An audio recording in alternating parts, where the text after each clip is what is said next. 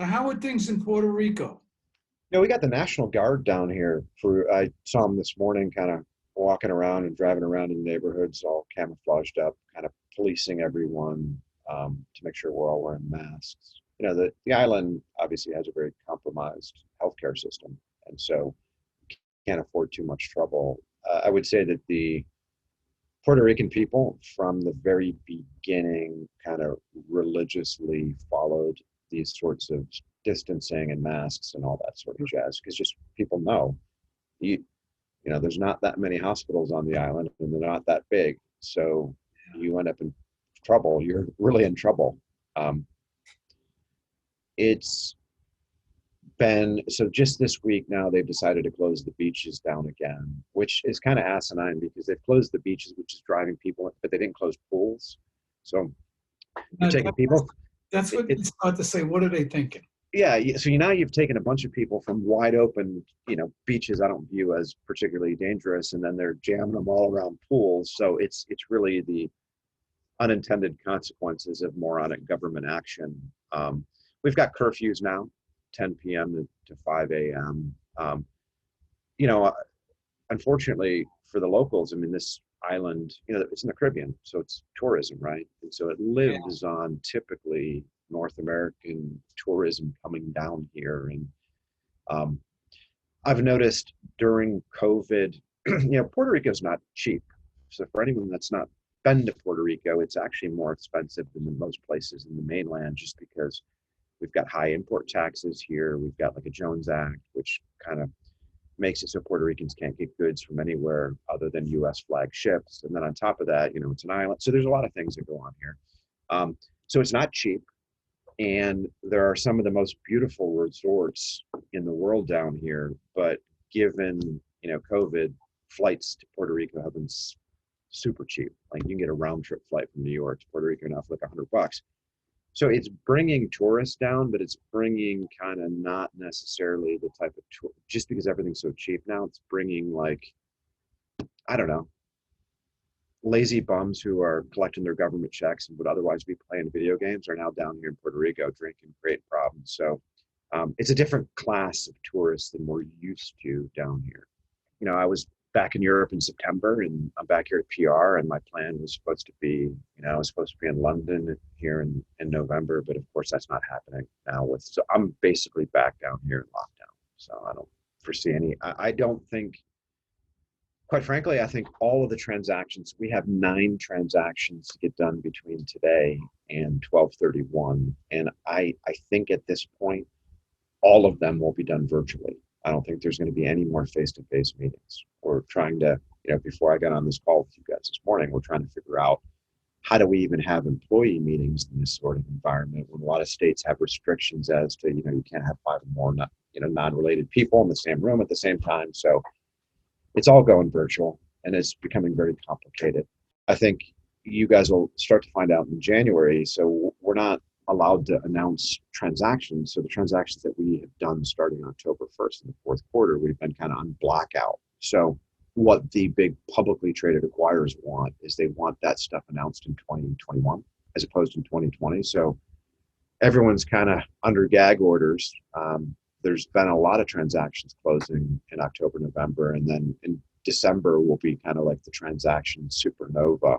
There's just going to be hundreds and hundreds of millions of dollars of deals that get done, probably 1, 2, 5, 6 PCT top 100 companies that'll go down for the count at the end of the year. I have noticed that there is a real increase here in the fourth quarter of folks getting ready. I think this whole Biden win spooked some folks for a variety of reasons. But just the uncertainty with COVID and fiscal policy and monetary policy, I think 2021, at least the first half, will be crazy busy on the M&A side. Multiples, Joe, I know you're going to ask this, so I'll preempt your question. Thank you. We took a nosedive, obviously, in the beginning of COVID, but then things are really kind of right back to where they used to be. ServiceMaster, or now Terminex, will be quiet for the remainder of 2020. I think once Brett gets his arms around the business, I think that they'll start to kind of ramp up what they do. in 2021. Rentokil and Anticimex have been kind of very aggressive and continuing to grow. Anticimex will go public next year, most likely. So they've engaged investment banks, and they'll probably file for initial public offering. My guess is either immediately prior to the Swedish holidays in July or immediately after. But I think they're targeting the first half of the year IPO. For the New York stock, for US, right? I had originally suspected that they would try to take that business public in the United States, but I think it'll be on the Stockholm Stock Exchange. I think that's what they're going to do it. So is Terminex, now that they left ServiceMaster, whatever the right word is, are they still publicly traded, Terminex? Yeah, so Terminex's ticker changed from SERV, SERV, to TMX, Terminex. So they sold off their brands business with franchise operations. And so now they're just pure play Terminex. So they trade under the TMX ticker. New CEO started September 15th and kind of just getting up to speed. And, the jury's out as to how things will go over there. But if you look at the equity markets, their stock continues to increase from, earlier this year, it was like $25 a share. Last I looked, it was in the 40s. They're going to be interesting to watch with all of the stuff that they've been in the news for lately.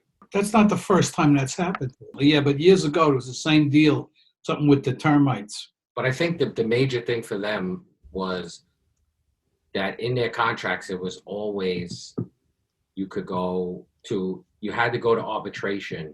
And now the judge said no more arbitration. You're going in front of a jury. And that I remember when that happened, the stock price dipped a little bit. And then all of a sudden, ServiceMaster and Terminex cut ties. And there's a lot of speculation as to that being the reason why.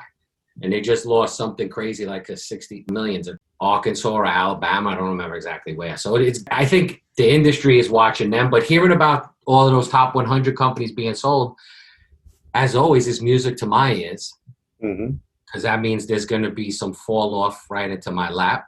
Because this happens. We lost a big account dollar-wise, but not profit-wise, to Orkin. And they are unbelievably shitting the bed right now with service. And everybody in the industry knows that, including Orkin, that they can't provide the same level of service or customer service that smaller companies, even the $10 million companies compared to them can. But it's going to be interesting to see what happens with that. The larger companies are losing accounts with COVID. We picked up quite a few, which is good. So we picked up, I don't know how much, 120, if not more, hours a week worth of work. And we picked up 44 hours a week worth of work. And it's only about an $8,000 profit difference. So it's just, we learned a good lesson from that. We learned no longer dropping our pants to get those big accounts. Because 50,000 in profit off of $1 million or 50,000 in profit off $500,000, which one do you want to do? It's going to be interesting 2021 for sure. Everybody thinks that the world is going to change January 1st. I can't wait for this year to be over. Why? You don't know what's going to happen next year. Do what you got and move on. Well, Joe, like you were saying about, giving better service, the smaller businesses better service, and like Orkin, for example. One of the things that's interesting that I noticed over the years is, you take a company like Orkin or Rentokil or Terminex or any of these big guys, you end up having, those are firms, they've got like 10,000 employees and they've got a ton of managers, right? So what I have noticed over the years is that there's a wide disparity of treatment quality or service quality at an Orkin, for example, based on what region you were in and based on what managers there. I mean, it really made me think about how important leadership and management is at the local level, because you can compare, Orkin's definitely got some branches around the world that are blow your socks off, world-class, almost impossible to compete with. And then they've got some others which are total shit shows. So it really comes down to who is the management on the ground there, I think. I couldn't agree more. I mean, the Orkin franchise, the Orkin office, this location thinks they're buying Orkin, which they are, but they're really only getting that office of 18 people. So it's still, they have all the bells and whistles that, by the way, most of these large institutions don't use. They get sold on it. And then what they really need is the quality of service. And I can't, because there's a good chance of us getting it back, because they're getting phone calls at 8 o'clock at night, and Orkin's not responding until 10 o'clock the next day. Yep. And where we were, we had a 2-hour response time and less than 4 hours boots on the ground. So they got used to that, and now they're not getting it. So they saved $20,000 allegedly, but they're losing on it. Well, I think, sometimes you're better off letting those price conscious customers that want, I want 100% of the quality for half the price. Well, I can't do that. Go and be somebody else's problem. And they're like, but where's so-and-so? And I'm like, I'm Joe Sheehan. The other thing, just going back to residential, the thing that there's no residential versus commercial. Commercial, you do a lot of free residential work. Mm-hmm. The property manager or the VP of this or the guy for that says, hey, no, I do want to pay for this. Send me a bill. But he has no intention of paying it. It just has to be an invoice that he can see. With the residential market, you lose all of that. You don't need sports tickets for them. You don't need anything. You don't even need to take that residential customer out for a drink. Yep. So there's other savings that you realize. So that's always been an intriguing part. But the hardest part was always wrapping your head around a residential. I don't necessarily personally have the head to do residential pest control and to deal with Mrs. Smith. Yeah. So I'm not going to. I'm going to hire for it and put my money, most likely the PPP money that we haven't spent, and just use that to gear up for the residential if I have to. I mean, we have a good enough amount of reserves. Thankfully, I've been pretty smart with money, but just hire. I don't know. We spoke to Tommy Mello, who I introduced you to, I think. Oh yeah, Tommy, good dude. Yep. Yeah, he just gave me a lot of. Just speaking with him is always good and learning things, but he was like, hire for your weaknesses. That as long as you identify your weaknesses, then hire somebody that's strong there. So that would be to play with the residential market, to hire somebody that knows it, to do our best not to switch techs in between residential versus commercial for obvious reasons. Yep. So it's an exciting time, and it's the end of the year. So it's funny though, because that large company took up a lot of time in our office just because, the bigger they are, the more they need. So we've had a lot of time to go in and revamp our processes and look at them. So it's been a good end of the year. Speaking of end of the year though, what do you see top leaders in pest control doing to close 2020? You mean, what are they spending their time on now? Yeah, I mean, usually this time of year, everybody's already looking at March 2021. Yep.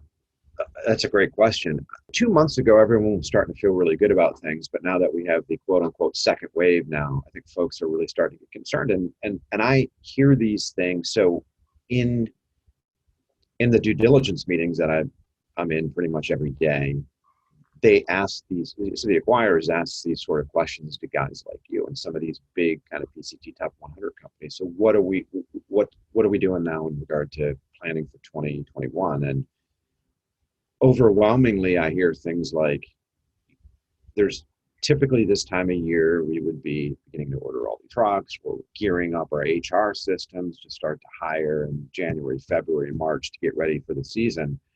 We are going to go into 2021 leaner than we have in any other year historically, because at least from a manpower perspective, right? Because we don't know no one knows what the hell's going to happen. So I think that's one thing. The other thing that I've heard is there's been a lot of confusion, and I don't have any answers to this, by the way. There's a lot of confusion amongst business owners. It's the end of the year and you would typically drop a lot of coin, right? You'd say, hey, I don't want to pay all this tax. So I'm going to buy these vehicles and this equipment. I'm going to get all these write-offs or whatnot. Now I think people are saying, well, is that a smart idea? Because what happens if shit hits the fan in February or March, or, we get a real weak start to the season and I wish I would have had that cash. And are there going to be other PPP loans so that's a lot of uncertainty. On the bigger companies, Joe, the ones that are particularly commercial heavy, I think a lot of the concerns people have is, you've got the shutdowns that stop immediate business, right? Restaurant shuts, doesn't have customers, doesn't need you guys to come in, or a hotel or whatever. So you have that kind of immediate type issue. But then you have the follow-on impact of that, which, you talk to the senior leaders at the publicly traded companies, some of the things they think about is how much credit do we want to extend? And number two, how much do we want to invest in specific kind of commercial operations? Because we don't know if they're going to be around 6 months from now. Bankruptcies are always kind of delayed, right? You get a major problem and then the bankruptcies don't come from 6, 12, 18 months later. So if you look at the financial press, you'll start to see an increase in bankruptcies. And so what happens then? So I think it's a really difficult year for people to plan for 2021. And I think people are focused on how do I grow this business by remaining as lean as possible from a capital expenditure spend as well as a labor spend. That's kind of it in a nutshell. No, I mean, I agree with the leaner. We're still going to do some of the typical end of the year practices, just because we look at it as certain things we're always going to need, right? We're going to need chemical. Yep. The quantity is another story. Will we go as heavy as years past? And then the PPE. That's been something, I mean, we're way overstocked in PPE, but being that we're only allowed to buy a certain amount a month, we're maxing it out every month because I also know that's something that we're always going to use, gloves. We're always going to use nitrile gloves, so we're just buying it. And if at some point my director of operations says, hey, we have enough gloves for a year and this pandemic is over, you have a year of not spending on that, if that's the case. But other things, like even with the masks, we still have masks, N95 masks that we bought in April because of the things that we learned over time. Going into 2021 and the spend is going to be interesting. The other thing too is whether or not the PPP money ends up becoming profit. People got to save money for that because with my PPP loan, if it ends up becoming profit, it would end up adding an extra almost $100,000 to what I would have to pay in taxes. And that's right. To try and figure that out in November. So the plan is I'll do it in 2021, and then at least I'll have hopefully a whole year to figure out, probably not a year. They probably won't figure it out till June, but at least I'll have time to see what my real tax commitment's going to be. That's going to create a ton of bankruptcies too, because think about, I was fortunate in the sense that I didn't have to rely on PPP, but think about the businesses in New York City that paid people, paid people, had no income, and now you're going to turn that $1 million PPP or $500,000 PPP into profit for them. They spent that money. Where are they? Their profits were a joke if they had any profit. How the hell are they going to come up with the money to pay it back to the government? Be a lot of tax cases with lawyers. Lawyers are going to do well with that. Mm-hmm. Yeah, it's that whole PPP thing is complicated, and it's further complicated the M&A market because we've had acquirers when we're doing stock deals. I suffered through this all this week. This was a painful week thus far because there's all this changing regulation. So if you take let's say that you guys are selling your business and you're doing a stock deal and you took that PPP loan. So Rentokil or Anticimex or Orkin, whatever, it doesn't matter which one. And let's say that I got, for bigger companies, they have these furlough credits. They somehow got a tax credit for furloughs, whatnot. So if I'm one of these guys and I come in and I buy your business and I do a stock deal, well, here's a problem now. I am effectively party to the PPP loan because I bought your stock and those tax credits, and I can't because it's against the law for me to do both.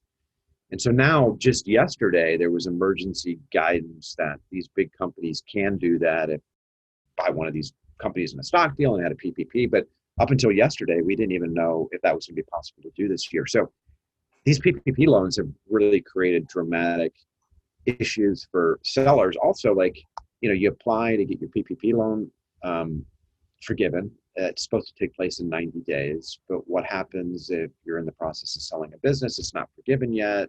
What do you do? Do you put that money into escrow? How does that work? Who handles it? So that's been it's a government boondoggle all the way around. Yeah. Yeah, it's going to be interesting to see how that plays out for sure.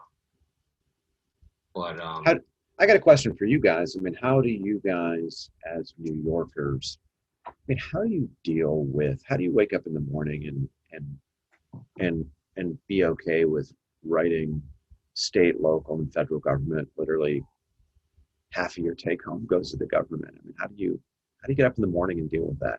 I feel like shit. Yeah.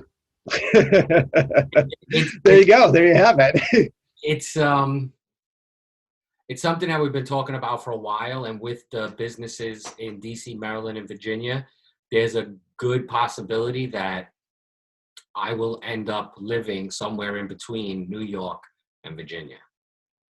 Well, the reality is, like, things are becoming so progressive now that the productive class of society is putting more and more of the bill for everything. And at some point, you see the producers run for the hills. That's what ends up happening. The guys that are actually making stuff will leave. It's happened throughout history. Look at Italy, for example, and Ireland, and all these countries that had just very difficult government regimes. They leave. So I feel like that's beginning to really accelerate in the United States, particularly in kind of the socialist states that you guys live in, right? New York, California. Socialist, right. Well, the funny thing is that we preach about buy local, but you almost can't. And I'm sure that this leads into the big boxes buying up the little guys, and then because they can afford to do it for whatever reason, they can operate and give something for less for all the reasons we know when you're a bigger business. But I do my best to shop locally, but at some point to pay 20% more to support a local business that's going to sell to the Amazons or whoever is a struggle. And then also trying to operate and buying locally. I mean, we struggle with this with manufacturers. We have a local distributor that we'd love to do business with, but on average, they're 15% more. We can't raise our prices, so we have to do our best. But speaking of New York State, what's the best place, in your opinion, to open a pest control business? Coming up next time on Colony Confidential. I always giggle when folks talk about Americans being, U.S. being the land of the free. That propaganda continues to work, at least in the United States. But I think if you go outside of the United States and you look back, you start to feel bad for Americans because they don't have nearly as much financial freedom as they believe they do, especially in juxtaposition to a lot of other people around the world.